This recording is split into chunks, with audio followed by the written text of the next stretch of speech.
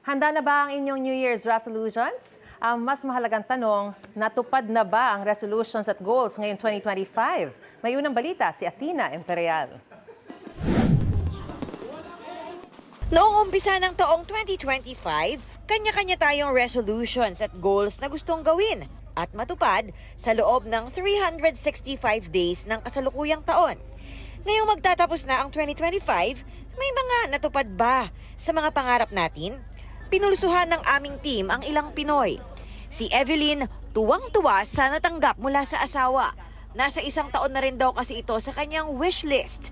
Malaking tulong daw ito sa kanya bilang housewife. E-bike lang, masaya na ako. Kasi kapag naghahatid ako sa anak ko sa school, naglalakad lang kami. Minsan walang pamasahe. Kaya naglalakad kami pa uwi. Ayun. So malaking tulong yung e-bike. 13-month pay niya sa trabaho, binili niya ng e-bike.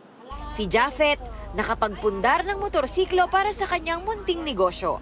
Dumami rin ang binebenta niya sa kanyang food cart. Yung unang gamit po namin is cart lang po na bike. So ngayon 2025 po, ito na po yung naano ko. Naipundar. Ulam-ulam lang po noon. Ngayon, nagdagdag ako ng pares at saka lugaw. Si Dennis, katas ng kaliwat ka ng trabaho ang naipundar ngayong taon para sa pamilya. Nagkaroon po kami ng sariling bahay. Wow! Saan ka nakatira ngayon? Diyan po kami pero may bahay po kami sa Bulacan. Ayun po yung sariling bahay po namin. Hindi man direktang nangyari kay Gemma, pero masaya siyang nabigyan ng pagkakataon ang kanyang anak na maging Philippine representative ngayong taon. Nakarating na rin siya ng Malaysia. Representative siya ng school? Opo. Contest ba yung sinalihan niya o conference? Hindi po sports, wushu.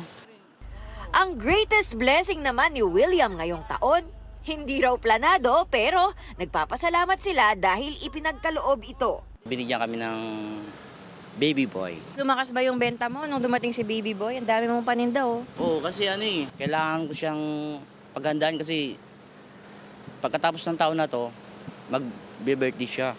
Pinagsikapan, ibinigay o hindi inaasahang nangyari o dumating, ang mahalaga, positibo pa ring haharapin ang susunod na taon.